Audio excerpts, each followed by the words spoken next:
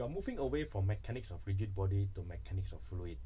As I mentioned way earlier, fundamentals of physics 1 consist of two major topics, namely mechanics and thermophysics. The concept we have learned in earlier chapters, such as force, work, and energy, will be revisited in later chapters, but now in the context of various thermal processes. Eventually, we will learn that gas is often used as the medium to transfer force and energy in these thermal processes. However, from rigid or solid body to gas, there is fluid or liquid phase. Lecture 9 series thus serves as a bridging chapter between mechanics and thermal physics. I like to start a lecture with a question.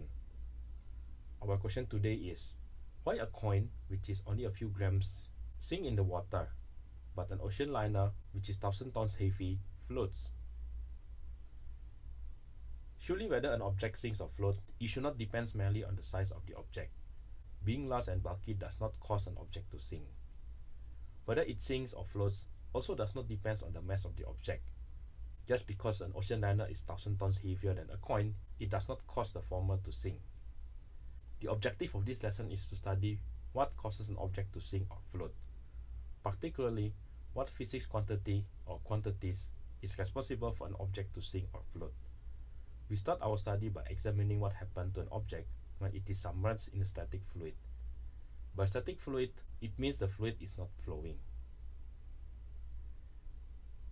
Now, when an object is submerged in a fluid, like when we take a dip in the swimming pool, or when a diver goes diving in the sea, the diver experiences two forces in vertical direction. His own weight, which is pointing downward of course, and an upward buoyant force from the surrounding water. The upward buoyant force what causes you to feel lighter when you are in the water. If you do not know how to swim or have never been to the pool before, go try yourself in the baby pool.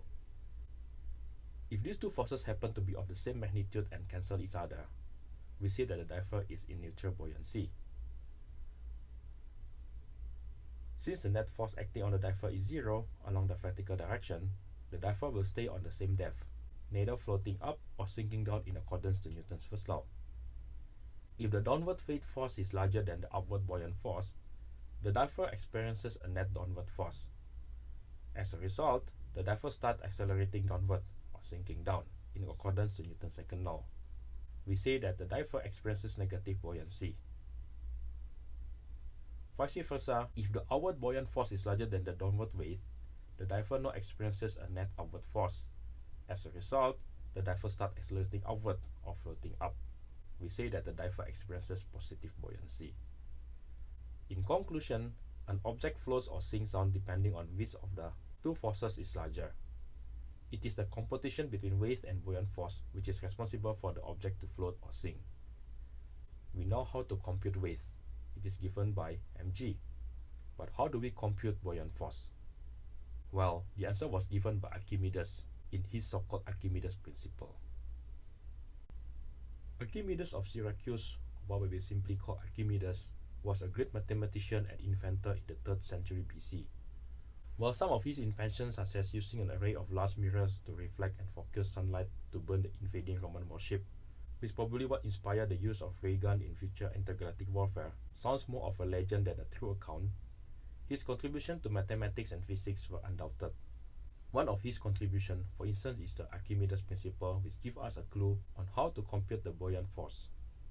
It says that the upward buoyant force that is exerted on a body immersed in a fluid, whether fully or partially submerged, is equal to the weight of the fluid that the body displaces. So that's it. Buoyant force is equal to the weight of the fluid displaced by the submerged body. I need to emphasize on the phrase fluid displaced by the submerged body, because sometimes you guys read this statement so fast that it becomes buoyant force is equal to the weight of the body. This is utter nonsense. So let me say it once again. Buoyant force is equal to the weight of the fluid displaced by the submerged body. But what does this principle entail? I will explain what it entails through this illustration. Say we fill a glass beaker with water to the rim. We then drop a rock into the glass beaker like shown in this image. The rock carries weight, which is given by the mass of the rock times gravitational acceleration. Subscript B is used to refer to the quantities pertaining to the body, i.e. the rock in this illustration.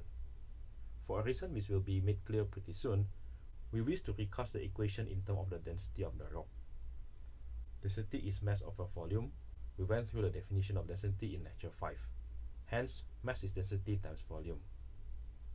Now, it shouldn't take much imagination to guess that the water will be displaced by the rock and overflow out of the beaker.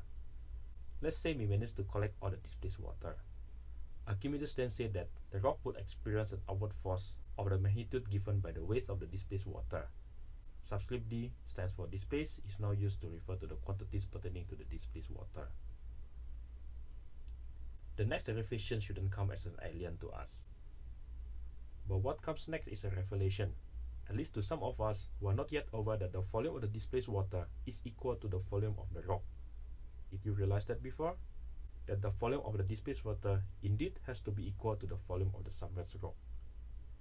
If we throw 10 cm³ rock into the beaker, 10 cm³ water has to be displaced.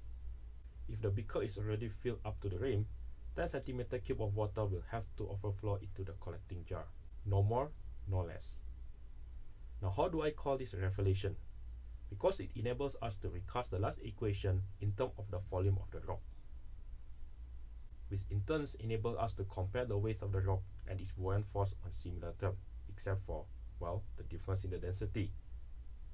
So if we relate this to our earlier discussion on floating versus sinking, in the case of neutral buoyancy, where downward weight is equal to upward buoyant force, it implies that the density of the rock has to be equal to the density of the surrounding fluid. Similarly, an object will sink if its density is higher than the density of its surrounding fluid, and vice versa, an object will float if its density is lower than the density of the surrounding fluid. In short, an object may sink, float, or stay neutral depending on its density relative to that of the surrounding fluid. I use the term fluid instead of water because this concept is true in general, not just for rock in the water. Rock sinks in oil because rock density is higher than oil. Oil flows in water because oil has lesser density than water. Helium balloons float up in the air because helium has lesser density than normal breathable air. With this new knowledge in mind, we are now ready to answer the question we began with. Why a coin, which is only a few grams, sinks in the water, but an ocean liner, which is 1,000 tons heavy, floats? The answer does not lie on merely the mass nor the size or volume of the ocean liner, but on the combination of them. That is mass over volume, or density of the liner. An ocean liner floats because, although it is much more massive than a coin, its density is lower than seawater due to its much larger volume from those large compartments under the deck it possesses. However, when there is a breeze on the hull, water is seeping in. The combined mass, that is water plus metal, increases. In turn, its density also increases and the liner sinks.